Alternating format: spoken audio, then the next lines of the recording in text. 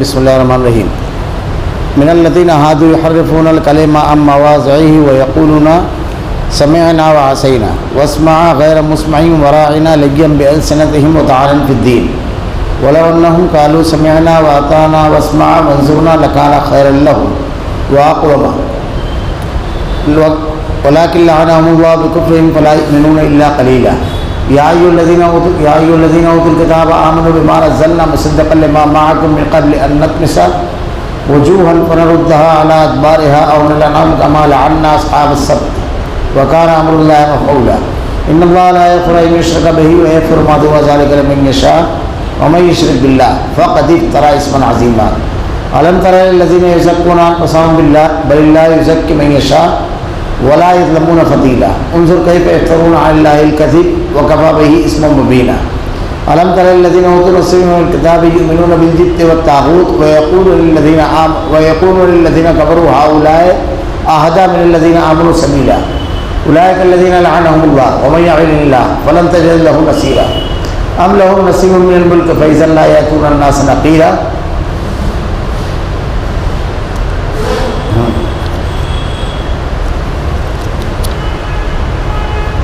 بعض یہود کلمات کو ان کی ٹھیک جگہ سے ہیر پھیر کر دیتے ہیں اور کہتے ہیں کہ ہم نے سنا اور نافرمانی کی اور سن اس کے بغیر کہ تو سنا جائے اور ہماری رعایت کر، لیکن اس کے کہنے میں اپنی زبان کو پیش دیتے ہیں اور دین میں طعنہ دیتے ہیں. اگر یہ لوگ کہتے ہیں کہ ہم نے سنا اور ہم نے فرما برداری کی اور آپ سنیے اور ہمیں دیکھیے تو یہ ان کے لیے بہت بہتر اور نہایت مناسب تھا، لیکن اللہ تعالیٰ نے ان کے کفر کی وجہ سے انہیں لعنت کی. بس یہ بہت ہی کم ایمان لاتے ہیں. اے اہل کتاب، جو کچھ ہم نے نازل فرمایا جو اس کی بھی تصدیق کرنے والا ہے جو تمہارے پاس ہے اس پر ایمان لاؤ، اور اس سے پہلے کہ ہم چہرے بگاڑ دیں اور انہیں لوٹا کر پیڑ کی طرف کر دیں یا ان پر لعنت بھیجے جیسے ہم نے ہفتے کے دن والوں پر لعنت کی. اور ہے اللہ تعالیٰ کا کام کیا گیا، یقیناً اللہ تعالیٰ اپنے ساتھ شریک کیے جانے کو نہیں بخشتا اور اس کے سوا جسے چاہے بخش دیتا ہے. اور جو اللہ تعالیٰ کے ساتھ شریک مقرر کرے اس سے بہت بڑا گناہ اور بہتان بات ہے. کیا آپ نے انہیں نہیں دیکھا جو اپنی پاکیزگی اور ستائش خود کرتے ہیں؟ بلکہ اللہ تعالیٰ جسے چاہے پاکیزہ کرتا ہے، کسی پر ایک دھاگے کے برابر ظلم نہ کیا جائے گا. دیکھو یہ لوگ اللہ تعالیٰ پر کس طرح جھوٹ باندھتے ہیں اور یہ حرکت صریح گناہ ہونے کے لیے کافی ہے.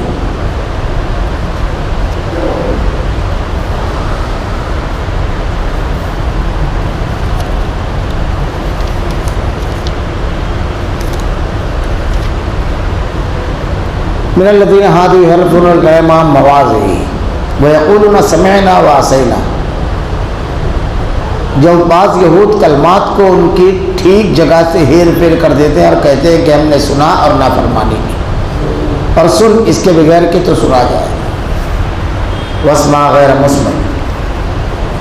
اللہ رب العالمین نے قرآن کریم کے اندر جو پچھلی قوموں کی تفصیلات بیان کی ہیں اور ان کے واقعات جو بیان کیے ہیں، ان کا مقصد واقعہ نگاری نہیں ہے، بلکہ اس کا مقصد یہ ہے کہ ان قوموں کے گمراہ ہونے کی وجہ اور سبب کیا تھا اور کون سی چیز تھی اس کی بنیاد پر یہ گمراہ ہوئے.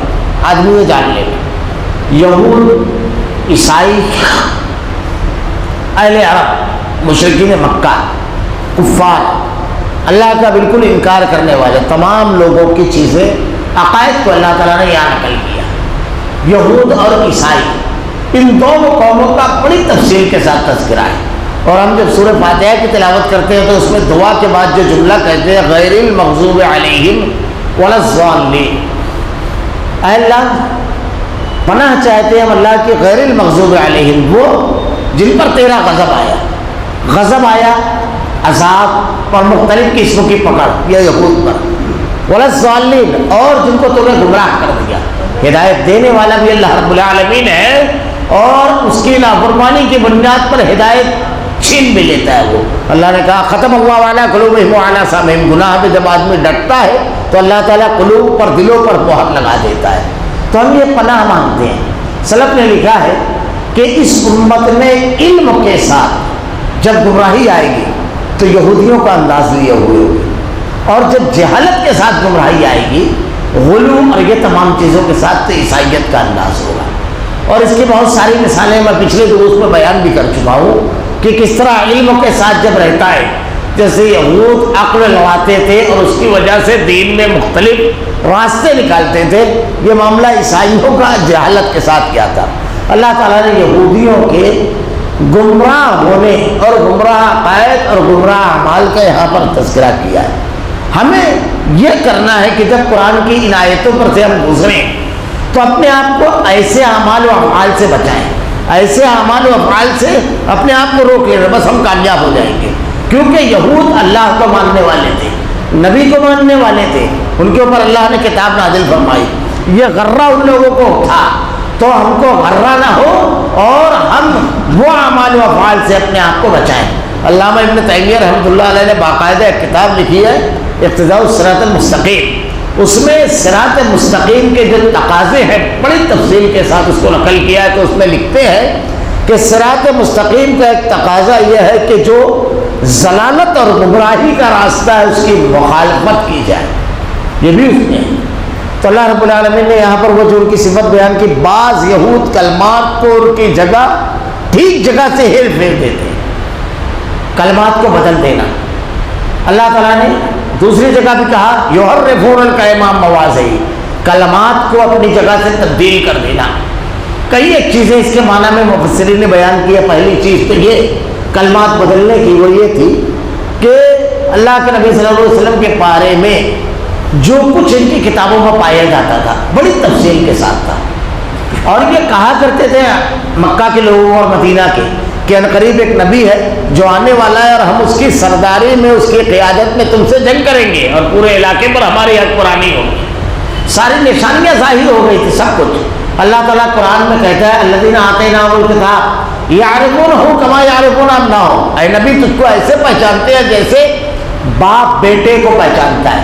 ایک بہت مشہور حدیث ہے، اللہ کے نبی صلی اللہ علیہ وسلم کی زوج ہماری ماں ام المومنین حضرت صفیہ بن حی بن اخطب رضی اللہ تعالیٰ عنہ، یہ بہت بڑے عالم کی لڑکی تھی، یہودیوں کا بہت بڑا عالم تھا حی بن اخطب۔ تو یہ صفیہ بن حی بن اخطب جو تھی انہیں کی بیٹی تھی۔ وہ کہتی ہیں کہ میں اپنے چچا کی اتنی لاڈلی تھی کہ گھر میں اگر داخل ہوتے تو سب سے پہلے وہ مجھ سے مخاطب ہوتے، مجھ سے کچھ اپنائیت کا اظہار کرتے، اس کے بعد دوسرے کسی کام میں لگتے، یہ معمول تھا ان کا۔ ایک روز ایسا ہوا کہ میں اپنے والد کے ساتھ باغ میں بیٹھی ہوئی تھی اور شام کا وقت ہو گیا، میرے والد بار بار باغ کے دروازے کی طرف دیکھتے۔ شام کے وقت میرے چچا اندر داخل ہوئے، جب اندر داخل ہوئے تو ان کا چہرہ بالکل بدلا ہوا تھا، تھکاوٹ، تفکر سب۔ اور پہلی مرتبہ جو حیرت انگیز بات ہوئی جس کی وجہ سے میں زیادہ متوجہ ہوئی کہ میری طرف انہوں نے دیکھا بھی نہیں اور سیدھا آ کر میرے والد سے بات کرنے لگے، تو میں زیادہ متوجہ ہو گئی کیونکہ یہ نئی بات تھی میرے لیے۔ میرے والد نے پوچھا کیا رہا؟ کہا وہی ناموس ہے۔ کہا تم نے تحقیق کر لی؟ کہا ہاں، یہ وہی ہے جس کے بارے میں ہم اپنی کتابوں میں پاتے ہیں، ساری علامتیں اس کے اندر جو میں نے اپنی کتابوں میں پڑھی ہے، میں نے دیکھا سب اس میں موجود ہے۔ اس کے بعد یہ دونوں بھائی آپس میں دونوں عالم تھے، گفتگو کرتے ہیں تو کیا کہتے ہیں پھر کیا کرنا ہے؟ تو کہا اس کے بعد یہ کہا کہ مرتے دم تک مخالفت، مرتے دم تک مخالفت، اس کی گواہ کوئی اور نہیں، انہی کی بیٹی صفیہ ام المومنین ہماری ماں اللہ کے نبی صلی اللہ علیہ وسلم کی زوج نے یہ بیان کی۔ صرف اتنا ہی نہیں ہے، عبداللہ بن سلام کی عالم تھے بہت بڑے۔ آگے کی آیت میں ان کا تذکرہ تھوڑا سا آئے گا کہ انہوں نے کون سی آیت سن کر کے ایمان قبول کیا۔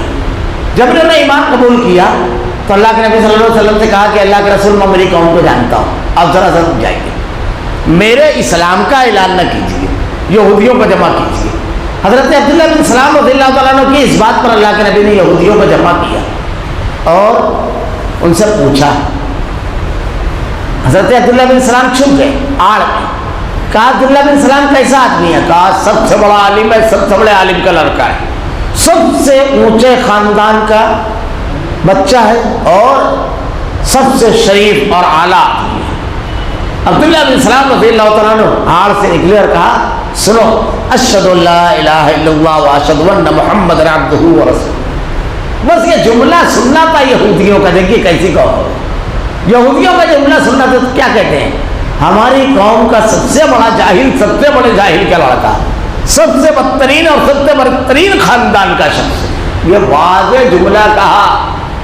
تو ان لوگوں کا جو طریقہ کار تھا اللہ کے نبی صلی اللہ علیہ وسلم کے بارے میں تبدیل کر دیا کہ یہ وہ نبی نہیں ہیں جن کا تذکرہ ہم اپنی کتابوں میں پاتے ہیں, جو آپ کو بتاتے تھے یہ وہ نہیں ہے. کلمات کو بدل دینا, ایک یہ کلمات کو بدلنا ہے کہ احکامات کچھ نازل ہوتے تھے اور اس کی جگہ یہ کچھ کر دیتے تھے. جیسے بہت سارے احکامات ہیں, آیت رجم کو تبدیل کر دیے. جب کوئی بڑا آدمی ان کے یہاں اگر زنا کرتا تو اس کو گدھا پر بناتے, وہ منہ کالک لگا کر کے اس کو شہر میں گشت کراتے. ایسے ہی ان لوگوں نے دیت کا جو معاملہ تھا تو کچھ لوگوں کی دیت کم رکھی, کچھ لوگوں کی زیادہ رکھی, حالانکہ دیت بالکل برابر ہونا چاہیے. بہت ساری چیزوں نے تبدیل کی. تو اللہ تعالیٰ نے کہا یہود ان کلمات کو ان کی ٹھیک جگہ سے ہیر پھیر کر دیتے ہیں, بدل دیتے ہیں. اسی لیے اللہ کے نازل کردہ احکامات میں ذرا سے بھی تبدیلی نہیں کرنا چاہیے, ذرا سے بھی. یہ یہودیوں کی صفت ہے. دیکھیے اگر آپ قرآن و حدیث کا مطالعہ کریں تو ایک بہت ہی مشہور حدیث ہے, حالانکہ وہ یعنی اتنی سخت اس پر نہیں, لیکن اللہ کے نبی صلی اللہ علیہ وسلم کی جو ایک مشہور حدیث ہے کہ اللہ کے نبی نے ایک صحابی کو دعا یاد کرائی, اس میں لفظ تھا نبیوں کا. دوسرے روز جب سنا تو انہوں نے کہا رسولوں کا, تو اللہ کے نبی نے کہا وہی پڑھو جو میں نے کہا ہے. تو کسی بھی چیز کو جیسا بتایا گیا, جتنا بتا دیا گیا, بالکل منوان ویسے ہی کرنا, اپنی مرضی سے اس میں اضافہ کرنا, کمی کرنا, تبدیل کر دینا. اس کی بجائے یہ پڑھنا, جیسے بعض لوگوں نے عجیب کچھ دعاؤں میں اضافہ کر لیا, کچھ دعائیں بڑی کر لی. یہ تمام کے تمام چیزیں درست نہیں ہے, تمام کے تمام چیزیں بنائے, یہی خرابیاں تھی.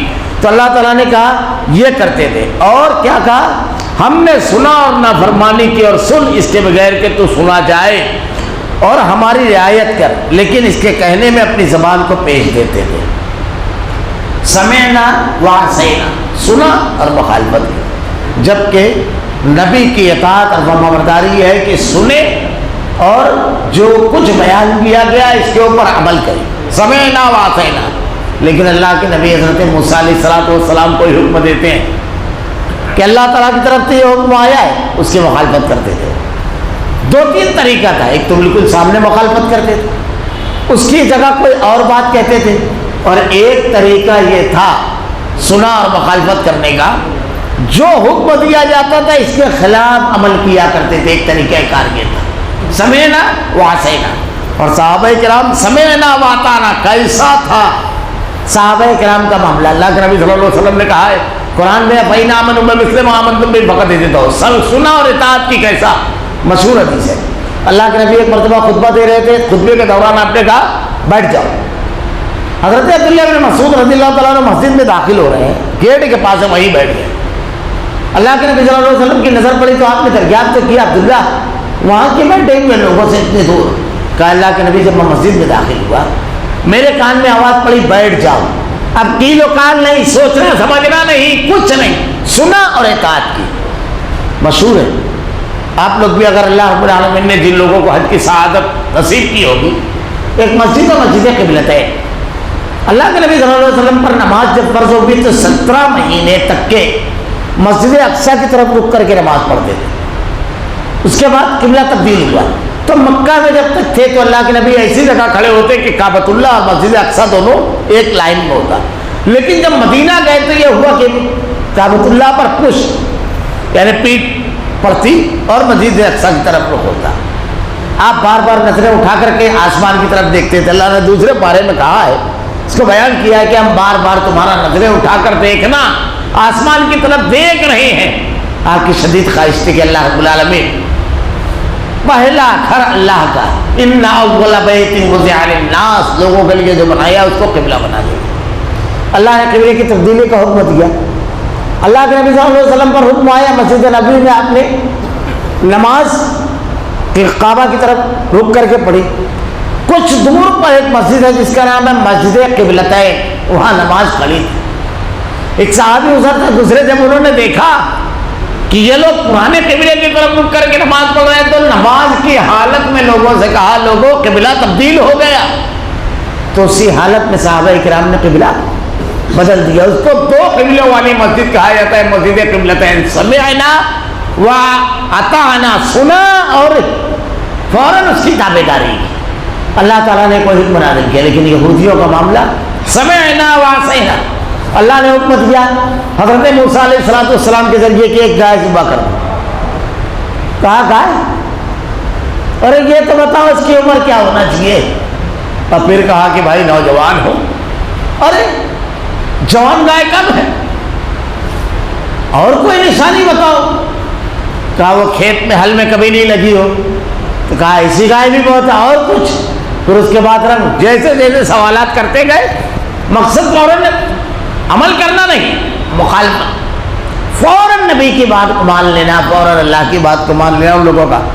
اور بات گھماتے تھے پیچ. پہلے پارے کے اندر گزرا کہ اللہ تعالیٰ نے مسلمانوں سے کہا یا ایھا الذین آمنوا لا تقولوا راعنا، تم لوگ راعنا مت کہو بلکہ انظرنا کہو. یا ایھا الذین آمنوا لا تقولوا راعنا، یہ نہ کہو. یہود کہتے تھے راعنا. راعنے کا مطلب ہماری رعایت کیجیے، توجہ کیجیے. لیکن وہ جب یہ جملہ کہتے تھے تو کیا ایسے کہتے تھے؟ راعینا. نعوذ باللہ، اے ہمارے چرواہے. اس کا مطلب یہ ہوتا ہے. سلام جب کسی کو کرتے تو کیا کرتے تھے؟ السلام علیکم ورحمۃ اللہ وبرکاتہ ہی نہیں بولتے تھے. السلام علیکم، سلام میں لام گائے. اب یہ بد دعا ہو گیا، تباہی اور بربادی کی. اللہ کے نبی صلی اللہ علیہ وسلم نے کہا کہ جب وہ سلام کریں گے یہودی تو تم صرف اتنا جواب دو وعلیکم، جو تو نے میری طرف بھیجا ہے وہ تیری طرف پلٹ جائے. تو زبان دبا کر کے اور مختلف انداز میں بدل دیتے تھے. یہ یہودیوں کی صفت تھی. یہ خرابی کبھی نہیں آنا چاہیے، کبھی بھی. ہماری رعایت کر، لیکن اس کے کہنے میں اپنی زبان کو پیچ دیتے. ورائنا بألسنتہم وطعنا فی الدین، اور دین میں طعنہ دیتے تھے. تمہارے یہاں تو ایسا ہے، تمہارے یہاں تو ایسا ہے. طعنہ دینا دین میں بہت ساری قسمیں ہیں. آج ہمارے یہاں بھی لوگ دیتے ہیں کہ دیکھو وہ نمازی لوگ ہیں اور ایسے کرتے ہیں. آپ نماز کا طعنہ دے رہے ہیں. نماز کے بارے میں تو اللہ تعالیٰ کہتا ہے ان اللہ یامر بالفحشاء ان الصلاۃ تنہی عن الفحشاء والمنکر. اب ایک آدمی کی اپنی ذاتی خرابی ہے تو دین طعنہ بن گیا اس کے لیے. روزہ دار ایسے کرتا ہے. آپ دین کی احکامات اور عبادات کو طعنے کے طور پر کوئی استعمال کرتے ہیں. ان لوگوں کا معاملہ ایسا تھا. ہمارے یہاں آج کل تو واٹس ایپ اور فیس بک کے دور میں میں اکثر کہا کرتا ہوں ایک بہت ہی خطرناک چیز یہ چل رہی ہے کہ کسی چیز کو بتانے کے لیے کسی چیز کو ڈیگریڈ کرنا. یہ بہت خطرناک چیز ہے. اگر آپ کسی کو نیکی کا حکم دے رہے ہو تو آپ کسی چیز کو ڈیگریڈ نہ کرو. جیسے اکثر کہتا ہوں آپ ایک وہ مضمون پڑھیں گے، مضمون میں کیا رہے گا؟ فلاں جگہ اجتماع ہوا. جیسے ہمارے یہاں پیچھے تبلیغی جماعت کا اجتماع اورنگ آباد میں ہوا، اس وقت تو بہت چلا تھا. اب وہ حساب جوڑ رہے ہیں کہ بھائی ایک دن میں اتنا خرچ، 2 روز میں اتنا خرچ، 3 روز میں اتنا کروڑ خرچ. سب حساب نکل گئے. اتنا کروڑ کبھی قوم کے 10 شہروں میں لگا دیتے تو 10 شہروں میں 10 بہترین یونیورسٹی بن جاتی. یہ حساب دے رہے ہیں. یہ یونیورسٹی نہیں بنانا ہے، مسلمانوں کو کوئی اچھا کام نہیں کروانا ہے. دیکھیے اجتماعات، میں جماعتی حیثیت سے بھی بات نہیں کر رہا ہوں حق و باطل کی.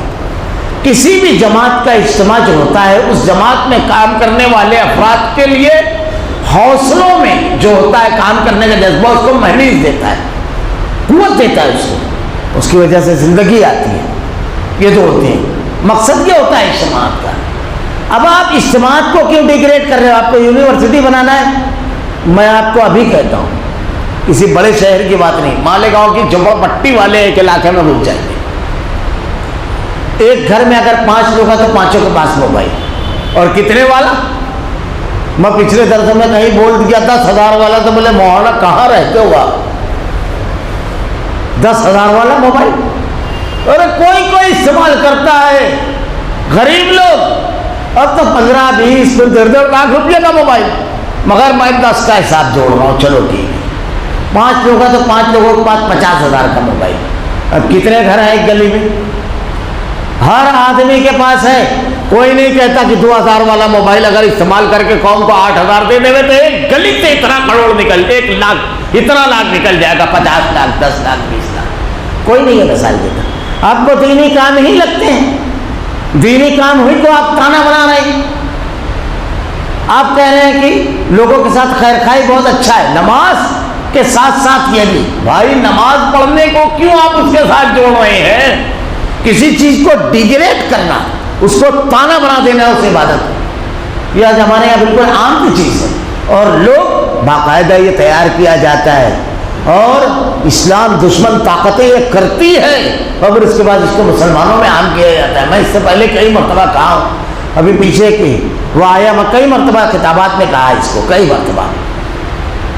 ایک تصویر آئی، ایک مسجد کی تصویر تھی اور ایک بدھ خانے کی، یعنی بدھ جماعت کا کوئی عبادت خانہ یا کچھ تھا، چپل، تو وہ بدھ عبادت خانے کے باہر جو چپل کا اتنی ترتیب سے رکھا ہوا تھا جیسے لگتا تھا بیچنے کے لیے دکان پر لگا ہے، بالکل ایک چپل بھی ادھر ادھر، اور مسجد کے باہر جو چپل تھے تو مجھ کو اور آپ کو بتانے کی ضرورت نہیں ہے، ہم مسلمان ہیں، ہم کو معلوم کیسے رہتا ہے۔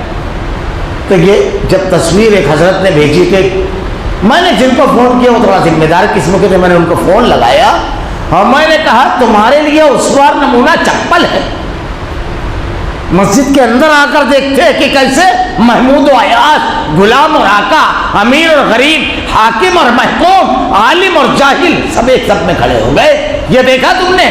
ہمارے پاس زندہ انسان اسوا ہیں، تم چپلوں کو اسوا بنا رہے۔ یہ ہمارے یہاں بہت کیا جاتا ہے، دوسری قوموں کی خوبیاں بیان کر کے اپنی قوم کو احساس کمتری، احساس کہتری میں مبتلا کرنا۔ میں اس کی سینکڑوں مثالیں دے سکتا ہوں۔ ایک چیز اور ضرور، کسی مسلمان سے سوال کیجیے کہ مسلمان جاہل؟ ہاں فوراً۔ اب یہ تبصرہ تو کر رہے ہیں، کس ادارے میں ڈونیشن لگ رہا ہے، کہاں ٹیچر کو لگانے کے لیے 25 لاکھ اور 30 لاکھ کا ریٹ کھلتا ہے، ان کے ادارے ہیں، کہاں کے جی میں 20-20 ہزار روپیہ ڈونیشن دینا پڑتا ہے، اس پر نہیں بحث کرتے، یہاں کچھ نہیں بولے۔ خیر، تعلیم کی کمی، گندگی ہمارے علاقے میں، میں اکثر کہتا ہوں مجھ کو ایک بات بتائیے کہ گندگی کے ذمہ دار کون ہے؟ کون ہے گندگی کے ذمہ دار؟ ہمارے یہاں کہتے ہیں ہمارے یہاں گندگی بہت ہے۔ ارے بھائی، آپ کے یہاں اگر کچھ کچرا کھان ہے تو آپ لے جا کر کے اپنے گھر کے سامنے ڈالیں۔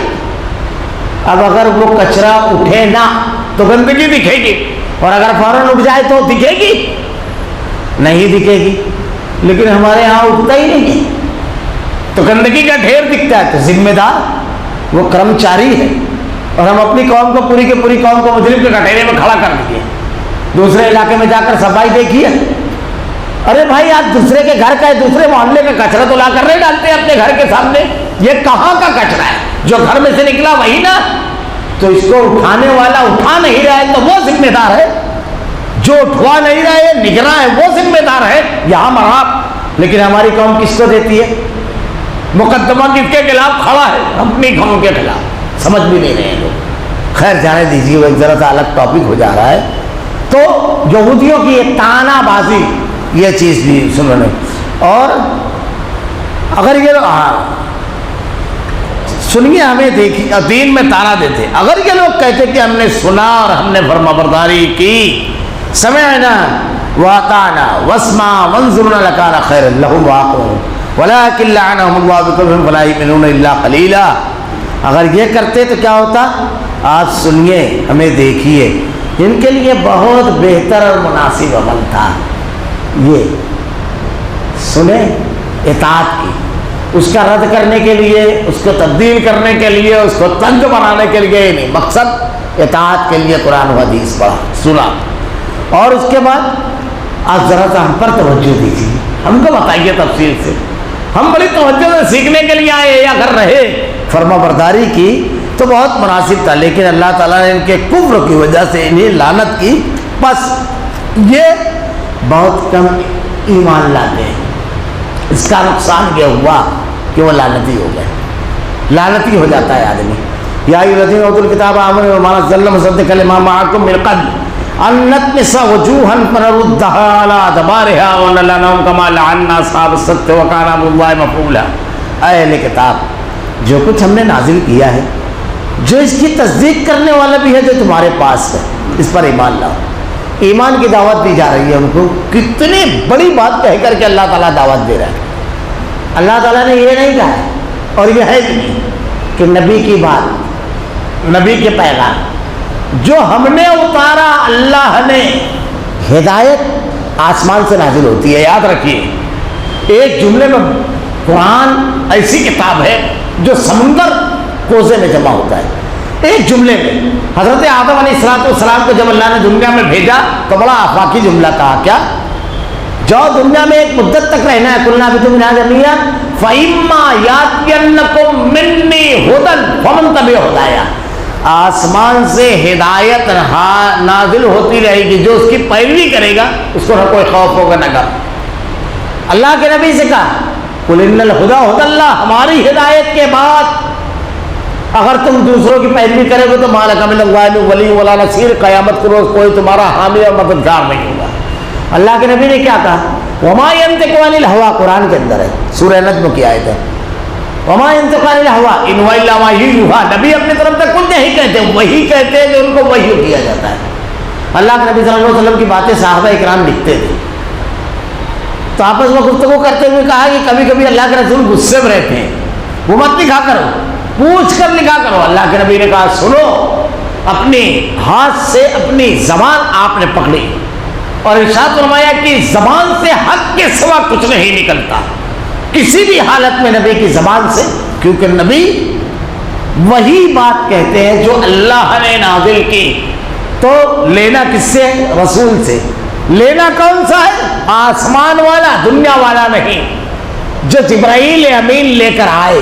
قرآن اور حدیث دونوں چیزیں آسمانی ہیں، کیونکہ نماز جب فرض ہوئی، ابو داؤد کی روایت ہے، تو دوسرے روز، معراج کے دوسرے روز اللہ کے نبی صلی اللہ علیہ وسلم کے پاس حضرت جبرائیل آئے، پانچوں نمازیں اول وقت میں پڑھائی، دوسرے دن تشریف لائے، پانچوں نمازیں آخر وقت میں پڑھائی اور کہا نمازوں کے اوقات اس کے درمیان۔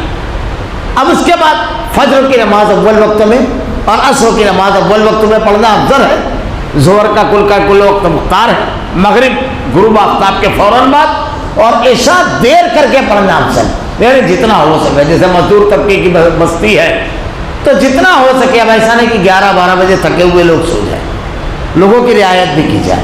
تو اس کے احکامات بتا دیے، ٹائم بتا دیا، افضلیت بتا دی، سب کچھ بتا دیا، سب اللہ کی طرف سے نازل کرتا ہے۔ تو کیا کہا؟ اہل کتاب جو کچھ ہم نے نازل فرمایا، اہل کتاب اس کی تصدیق کرنے والا، اور جو تمہارے پاس ہے، اب ان کے پاس جو اس کی بھی تصدیق کرنے والا۔ اہل کتاب کے پاس کیا ہے؟ تورات اور انجیل، دو کتابیں ہیں۔ قرآن اس کی تصدیق کرنے والا کیسے؟ میں اس سے پہلے بھی مثالیں دے چکا ہوں۔ قرآن نے کہا یہ اللہ کی کتاب ہے، آج دنیا کے کروڑوں مسلمان، اربوں مسلمان تورات اور انجیل کو اللہ کی کتاب کیوں مانتے ہیں؟ اس لیے کہ قرآن نے کہا۔ اب اس کی تصدیق کرنے والا، اس کتاب کے اندر تم لوگوں کو بتاتے تھے کہ ایک نبی آنے والا ہے، ایک نبی آنے والا ہے جو دنیا کو آمنے سے بھر دے گا، آخری پیغمبر ہوگا وہ، اس پر نبوت ختم ہو جائے گی، ساری باتیں تم بتاتے تھے۔ اب ایک بات بتائیے، کیا آپ روز یہ بات کہہ رہے ہو؟ ہزاروں سال گزر گئے، وہ نبی کدھر ہے؟ میں چھوٹی مثال دے کر کے اکثر سمجھاتا ہوں کہ آپ یہاں سے بس میں بیٹھے دھولیا جانے کے لیے، آپ نے بازو میں بیٹھے ہوئے شخص سے کہا کہ ابھی کچھ دیر بس چلے گی، جب 15-20 منٹ 25 منٹ تو جھوڑگا نامی ایک دیہات آئے گا، یہ بیچ میں آئے گا، پھر اس کے بعد ایک چھوٹا سا دیہات اور آئے گا، 1-2 دیہات، پھر اس کے بعد ہم دھولیا پہنچیں گے۔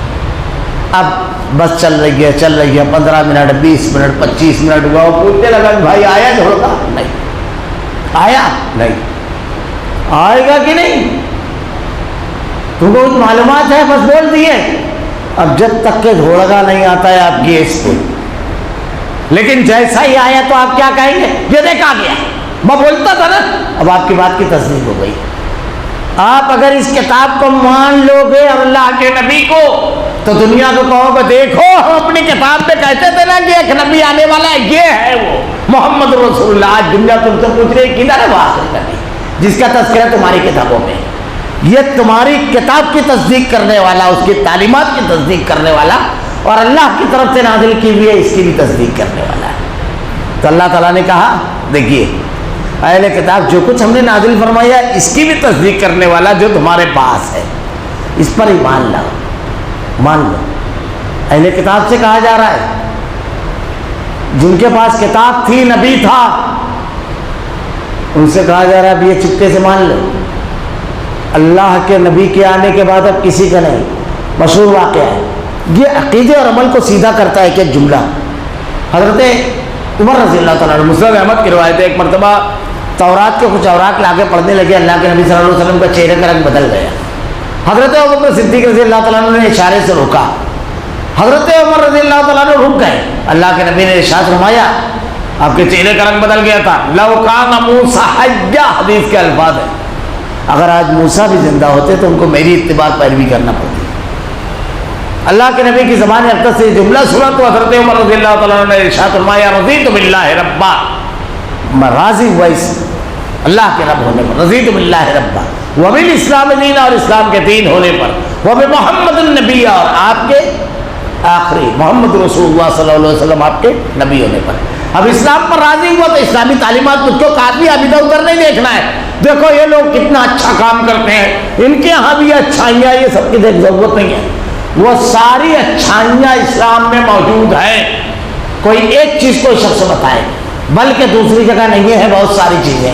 میں ایک مرتبہ ایک سفر میں سے لوٹ رہا تھا، ایک غیر مسلم تھے بیٹھے ہوئے تھے کیبن میں، بڑا رش کا دور تھا، ہمارے ساتھ ایک عالم بھی تھے، کافی لمبی ان سے گفتگو بھی، تو وہ کہتا ہے کہ ہر مذہب اچھائی سکھاتے تھے۔ میں ہنسنے لگا تو میں بولا بھائی آپ مجھ سے میرا ایک سوال ہے آپ سے کہ دیکھو آپ کا سب سے بڑا تہوار کیا ہے اور وہ کیسے مناتے ہیں؟ دیوالی کے بارے میں بتانے لگا تو پٹاخے اور وہ تمام چیزیں بتایا، مولا دیکھو یہ ایک تہوار ہے۔ مولا میں پچھلی مرتبہ پروگرام کے لیے گیا تھا MP، تو ہماری بس جام میں پھنس گئی کیونکہ وہاں جھانکیاں نکلتی ہیں، تو ایک تہوار کے موقع پر اب ان میں شوگر کے مریض ہیں، جو بس صبح 6 بجے اندور پہنچنا تھی وہ 12 بجے اندور سے تقریباً 80-90 کلومیٹر دور ایک جگہ پھنسی ہوئی تھی کیونکہ سب جگہ جام تھا۔ کچھ لوگوں کی حالت بگڑنے لگی، بچے پریشان، نیند نہیں، سب۔ میں اکیلا بس میں مسافر مسلمان تھا، وہ لوگ آپس میں تبصرہ کر کے بڑا منفی تبصرہ کر رہے تھے، نگیٹو کہہ رہے تھے۔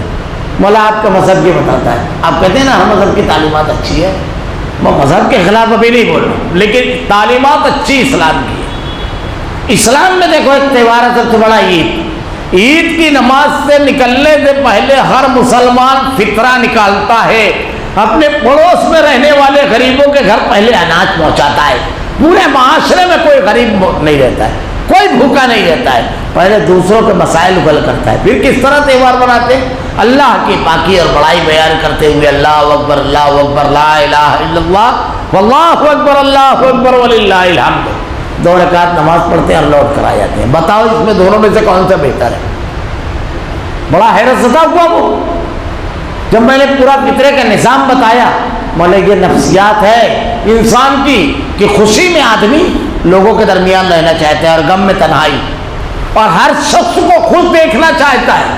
ہم اگر اپنے گھر سے ہنستے ہوئے نکلے تو ہمارا پڑوسی جس کے یہاں کچھ نہیں تھا اتنا حالات پہنچ جاتا ہے کہ وہ بھی مسکراتا ہوا نکلتا ہے کہ میرے گھر میرے بچوں کے پیٹ بھرنے کا 8 دن کا انتظام موجود ہے۔ بہت ساری مثالیں دی جا سکتی ہیں۔ تو یہ چیز کہ اللہ تعالیٰ نے فرمایا ایمان لاؤ، اس کو مانو، اللہ کے نازل کردہ ہے کیا۔ اب اللہ کے نبی کے آنے کے بعد اللہ کی کتاب اور اس کے رسول، کسی اور کی نہیں، ان کو ماننا ہے۔ وہ بھی نبی تھے یہ سب نہیں۔ اب اسی کو پلٹ لیجئے، ہمارے یہاں اگر کوئی شخص نبی کی تعلیمات کے سامنے کسی امتی کے قول کو پیش کرتا اور کہتا وہ بھی بہت بڑے تھے، اللہ کے نبی نے کہا لو کان موسیٰ حیا، جب نبی نہیں چلنے والا ہے تو امتی کیا چلے گا اللہ کے نبی کے بعد؟ اللہ کے نبی کے سامنے کسی کی بات نہیں۔ ایمان یہ ہے ماننا، اس سے پہلے کہ ہم چہرے بگاڑ دیں اور انہیں لوٹا کر پیڑ کی طرف کر دیں قیامت کے روز یا دن میں۔ یہی آیت ہے۔ عبداللہ بن سلام نے جب سنی رونے لگے، اسی وقت امام مالک رحمۃ اللہ علیہ کہتے ہیں کلمہ پڑھا، اپنے گھر گئے، اور یہ کہ مجھ کو ڈر پیدا ہوا کہ کہیں چہرے بگڑ نہ جائے۔ دیکھو آگے وہ مضمون آ رہا ہے، یا ان پر لعنت بھیجے جیسے ہم نے ہفتے کے دن والوں پر لعنت کی اور ہے اللہ تعالیٰ کا کام کیا گیا۔ ہفتے کے دن والے کون تھے؟ اصحاب السبت، یہودیوں میں ایک بستی تھی یہودیوں کی، دریائے شور کے کنارے، ایک دریا کے کنارے، اور اللہ تعالیٰ نے ان کو حکم دیا سنیچر کے روز مچھلی مت پکڑنا۔ اب آزمائش یہ ہوئی کہ سنیچر کے روز اتنی مچھلی دریا میں آئے اچھل اچھل کر کے باہر آ جائے، اور آج دنوں میں مچھلی نہ رہے۔ جیسے ہمارے یہاں آرام خوری میں لوگ جاتے ہیں اور بہت جلدی ترقی کرتے ہیں، آدمی بولتا ہے راستہ تو بڑی آسانی دکھائی دیتی ہے۔ اب کچھ دن تو رکے رہے، اس کے بعد ایک شخص نے کیا کیا، جمعہ کے دن جال ڈالا اور اتوار کے روز نکالا، اور جب اس کے گھر میں مچھلی پکی، اس کی خوشبو باہر نکلی تو لوگوں نے کہا کسی کو مچھلی نہیں لگ رہی ہے، تجھ کو کیسے مچھلی لگی؟ تو کہا بس پھنس گئی۔ کہاں پھنسی؟ پھر کسی قریبی دوست کو بتایا کہ میں ذرا دماغ چلایا، سنیچر کو منع ہے نا، تو سنیچر کو کچھ نہیں کرنے کا، میں جمعہ کو ڈال دیا اور اتوار کو نکالا، سنیچر کو اپن کچھ نہیں کیا۔ اس کو لگا کہ یہ تو بڑا شاندار آئیڈیا ہے، اس نے بھی شروع کیا، دھیرے دھیرے عام ہو گئی یہ بات۔ جیسے ہمارے یہاں کسی کو بولتے ہیں نا لوگ، کسی کو بولنا مت، یہ جملہ بولے کہ آپ کی بات گئی، منہ سے نکلی پرائی، پھر وہ آدمی رہ جائے گی، نہیں تو آپ اپنے دل میں رکھے رہیے۔ تو یہ جو چیز، اب پھر اس کے بعد کیا ہوا، سرکشی اور بغاوت اتنی بڑی ان لوگوں کے اندر، اتنی بڑی کہ کیا کریے، دریا کے بازو میں بڑا بڑا گڑھا کھود لیے۔ اب سنیچر کے روز جب مچھلی آئے تو پانی کا رخ گڑھے کی طرف کر دیتے تھے، بڑا بڑا تالاب نما۔ اب سب مچھلیوں کے ساتھ پانی ادھر چلا جائے اور اس کو پھر بند کر دیتے تھے۔ اب سنیچر کو مچھلی پکڑنا بنا ہے، پانی ادھر سے ادھر کرنا تھوڑی بنا ہے، اب نے تو خالی پانی کی ہے۔ یہ سب طریقہ، ہیلے بہانے، جو آدمی سمجھتا ہے نا کہ میرا صحیح ہے، دین میں بھی بہت سارے لوگ ہیلا بہانہ تلاش کرتے ہیں، ایسا فتویٰ تیار کرتے ہیں کہ مفتی جب جواب دے گا تو اس کے جائز کا نکلے گا، یعنی اپنی غلطی کا سرٹیفکیٹ اس سے حاصل کرتے ہیں مفتی سے، اور پھر لوگوں کو بتاتے ہیں دیکھ میرے پاس فتویٰ ہے۔ تو اپنے دل سے پوچھ، خود سوال کر کہ تیرا سوال درست تو ہے کیا، اندر تو نے کیا منصوبہ بندی رکھی ہے۔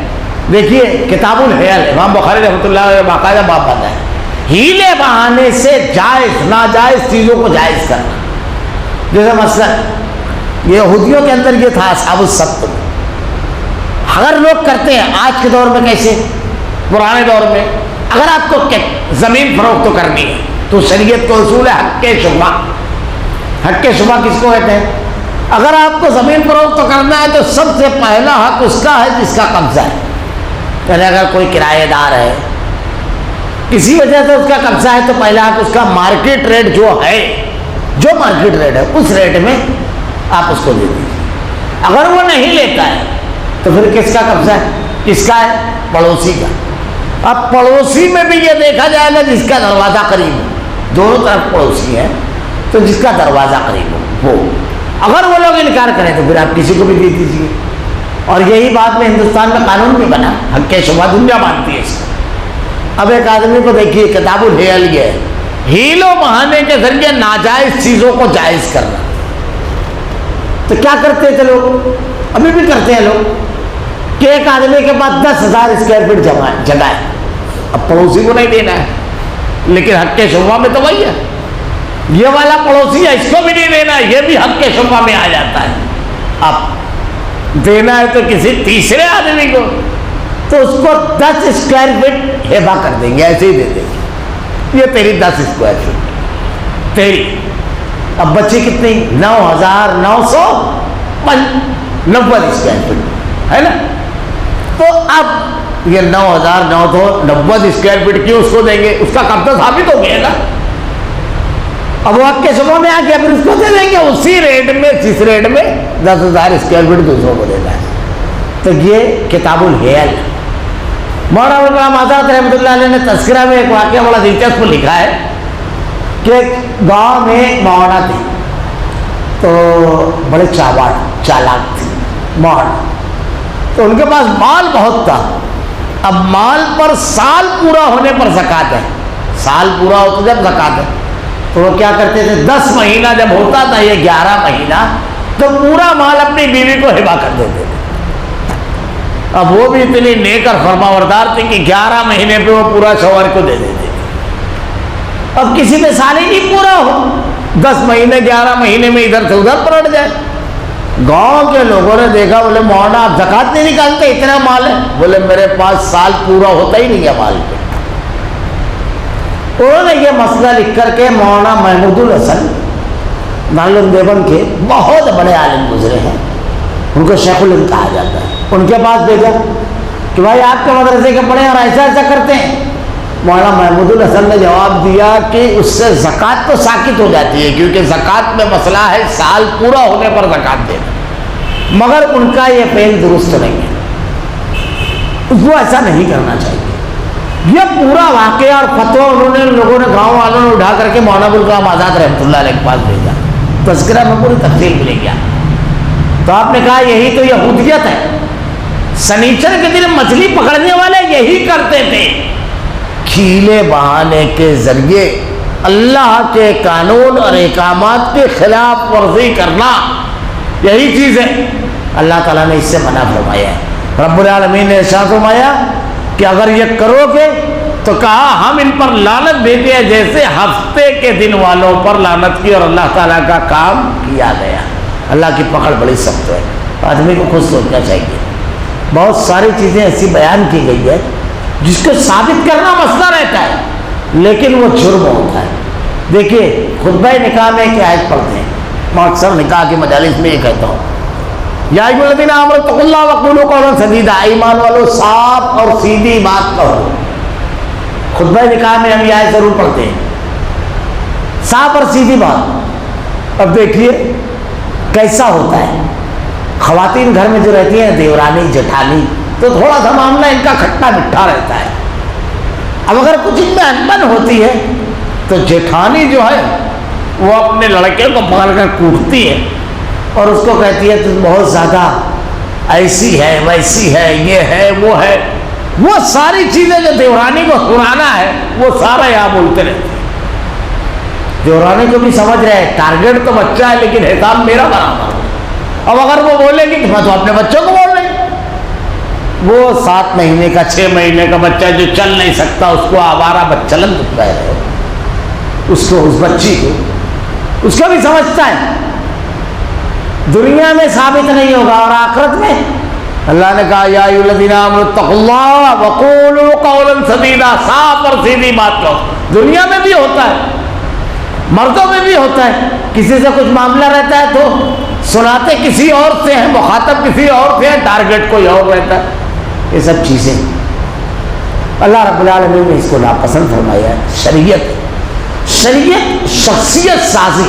میں اکثر کہتا ہوں ہمارے یہاں لوگ پروگرام بناتے ہیں, پرسنالٹی ڈیولپمنٹ پروگرام جو بناتے ہیں, یہ سب فالتو چیزیں.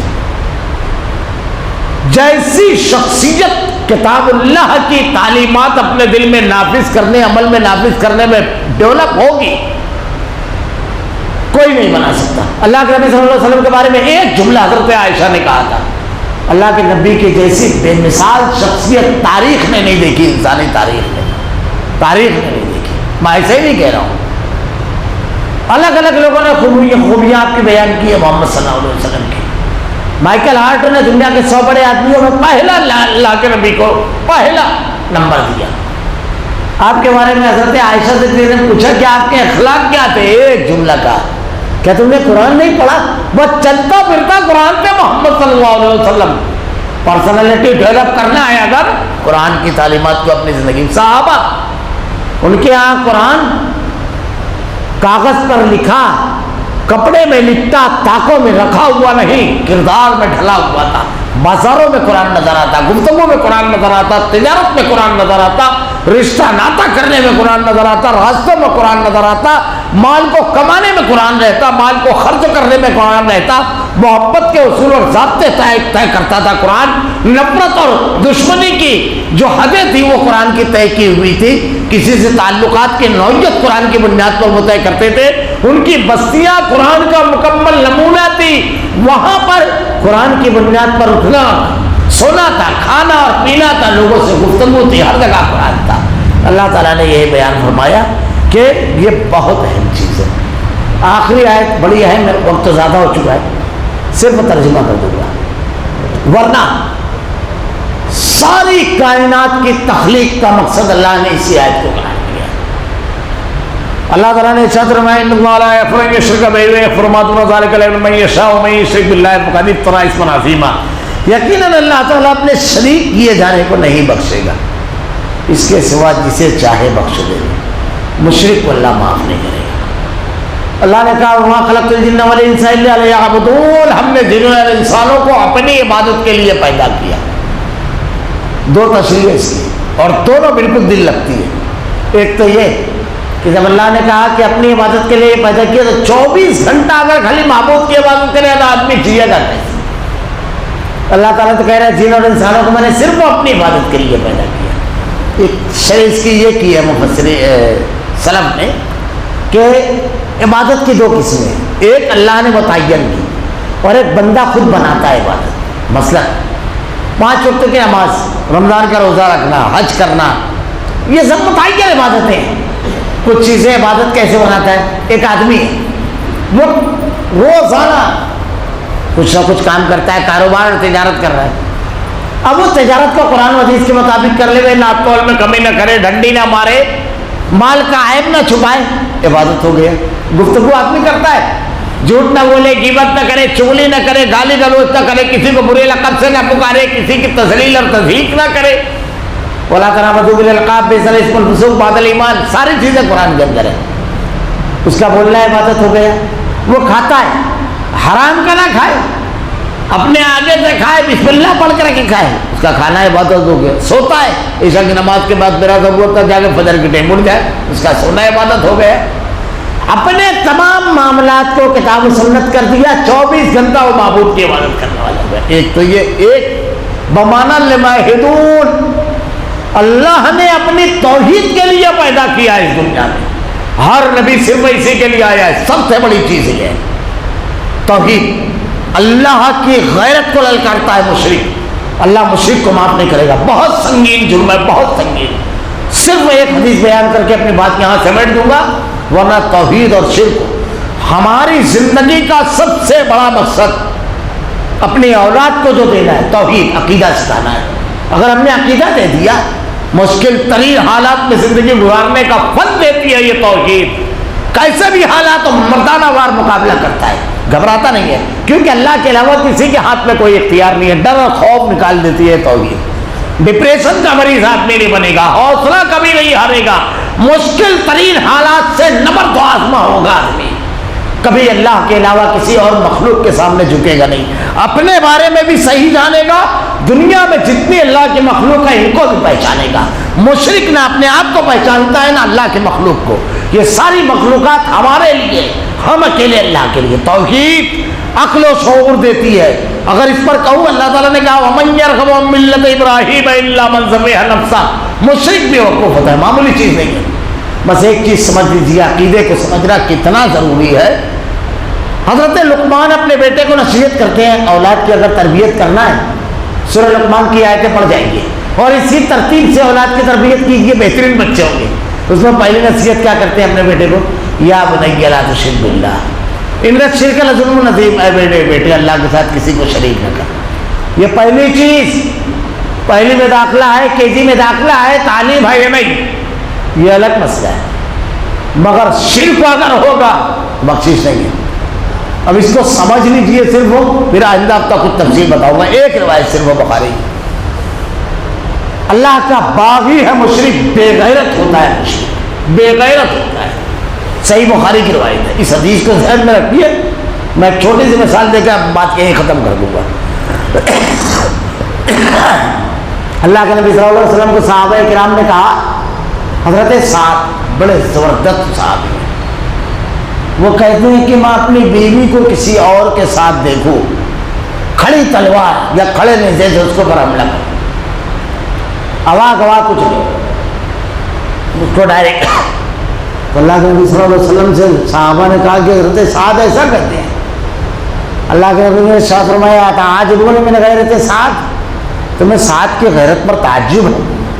جملہ یہاں سے یاد رکھیے جو ہے حدیث کا, صحیح بخاری کی روایت ہے. تعجبون من غیرت سعد, سعد کی غیرت پر تم کو تعجب ہے. سنو, سعد اتنا ہی غیرت مند ہوئے, میں تم میں سب سے زیادہ غیرت مند ہوں, اللہ ہم سب سے زیادہ غیرت مند ہے. سعد اتنا ہی غیرت مند ہے, میں تم میں سب سے زیادہ غیرت مند ہوں, اللہ کے نبی کہہ رہے ہیں, اور اللہ ہم سب سے زیادہ غیرت مند ہے. اس حدیث کو ذہن میں رکھیے. اب دیکھیے, ایک آدمی شادی کیا, نکاح کر کے لایا ہے نا, بیوی کو کیا دیتا ہے وہ؟ زیادہ سے زیادہ سال بھر میں 3-4 جوڑی کپڑا. ارے بہت کم لوگ ہیں جو ہر مہینہ کپڑا بناتے ہیں. ہر مہینہ بنائے تو کتنا بنے گا؟ 12. اور ہر ہفتہ اگر بنائے تو 52. لیکن کسی کو اتنا ٹائم ہی نہیں ہے کہ ہر ہفتہ جائے ٹیلر کے یہاں آپ دے لے کپڑا خرید رہے. ہے کیا کوئی؟ نہیں. کھانا کتنا دیتا ہے؟ 3 ٹائم. اب ایسا تو نہیں ہے کہ بہت سیٹ ہے تو چل ہر گھنٹے پہ 5 روٹی کھا, ایسا تو نہیں ہے نا. 3 ٹائم کھانا, اور اس کے علاوہ ایک گھر, اور کچھ دیتا ہے آدمی. گانٹی ہے تو لمبی نہیں کر پاتا, موٹی ہے تو پتلی نہیں کر پاتا, کالی ہے تو گوری نہیں کر پاتا, کر پاتا ہے. صرف 2 وقتوں کا کھانا جس کو ہم کہیں گے, اور چند جوڑی کپڑا. لیکن دنیا میں کوئی باغیرت آدمی یہ گوارا کرتا ہے کیا کہ اس کی بیوی اس کی طرح کسی کو دیکھے؟ یہ گوارا کرتا ہے؟ کوئی بھی شخص اس کی طرح کسی اور کو دیکھے ہرگز گوارا نہیں کرتا. ذرا سا غور کیجئے گا, چند جوڑے کپڑے, 2 وقتوں کا کھانا دے کر ہماری غیرت گوارا نہیں کرتی. اللہ جو پیدا ہونے سے پہلے ہماری ماں کے سینے میں خوراک کا انتظام کرتا ہے, ساری نعمتیں رب العالمین کے دی ہوئی ہے, جس کو لے کر ہم زندگی گزارتے ہیں. صبح چمکتا ہوا ایسا سورج نکالتا ہے کہ شکایت نہیں رہتی ہے روشنی کی. رات کے پرسکون نیند دیتا ہے, دیکھنے کے لیے آنکھ, سننے کے لیے کان, بولنے کے لیے زبان, سوچنے کے لیے ذہن و دماغ, چلنے کے لیے پیر, کام کرنے کے لیے ہاتھ. ساری نعمتیں, والدین, ہوا, پانی, یہ تمام نعمتیں اللہ کی دی ہوئی ہے. ذرا سا سوچو, اگر آدمی ساری نعمتیں اللہ کی ہیں اور کسی اور کو پکارے تو اللہ کی غیرت گوارا کرے گی؟ اللہ کے نبی نے کہا اللہ ہم سب سے زیادہ غیرت مند ہے, سب کچھ تو اللہ دے, پکارنے کی بات ہو تو کسی اور کو. اسی لیے سلف نے لکھا ہے مشرک کی مثال فاحشہ عورت کی طرح. میں نہیں کہہ رہا ہوں, انتہائی سنگین جرم ہے. اللہ کے نبی نے کہا او قتلتا او حرقتا, قتل کر دیے جاؤ چاہے جلا دیے جاؤ. عقیدے کی سوداگری نہیں کرنا. کس کے لیے بدن کے کپڑوں پر ہجرت کی, مسکراتے ہوئے بدر احد میں جانے کس کے لیے دی؟ یہ عقیدے ہی کا تو جھگڑا تھا, اور کیا ہے. اس کو ہمارے یہاں ذرا سا معمولی سمجھتے ہیں. صرف آیت کا ترجمہ کر دے رہا ہوں, کچھ تفصیلات انشاءاللہ آئندہ ہفتہ. شرک کے نقصانات, توحید کے فوائد, تھوڑی سی تفصیل انشاءاللہ آئندہ ہفتہ بیان کروں گا. ابھی صرف وہ ترجمہ کر دے رہا ہوں. یقیناً اللہ تعالیٰ اپنے ساتھ شریک کیے جانے کو نہیں بخشتا, اس کے سوا جسے چاہے بخش دے. وہ جبار قہار بھی ہے, چاہے سزا دے گے, غفور رحیم بھی ہے, چاہے بخش دے گے. اور جو اللہ تعالیٰ کے ساتھ شریک مقرر کرے اس نے بہت بڑا گناہ اور بہتان باندھا. یہ تو جو الفاظ ہیں فقد افترى اسما عظیما, انشاءاللہ اس کی تفصیل بیان کریں گے. اللہ رب العالمین سے دعا ہے کہ رب العالمین جو خوبیاں تو نے نیک بندوں کی بیان کی ہے, جو احکامات دیے ہیں جس پر عمل کرنا ہے, رب العالمین وہ خوبیاں ہمارے اندر پیدا فرما, وہ احکامات پر عمل کرنے کی توفیق دے. اللہ تو ہی ہدایت دینے والا, تو ہی صراط مستقیم پر چلانے والا ہے. اللہ ہدایت دے اور اس کے بعد ہم کو اس پر جما دے اور اسی پر ہمارا خاتمہ کروا رب العالمین. اللہ تیرے کلام کی آیتیں اور تیرے نبی کی حدیث کو ہمارا کردار و عمل بنا دے, ہمارا خاتمہ ایمان پر فرما. ربنا لا تزغ قلوبنا بعد إذ هديتنا وهب لنا من لدنك رحمة إنك أنت الوهاب. سبحانك اللهم وبحمدك أشهد أن لا إله إلا أنت أستغفرك وأتوب إليك.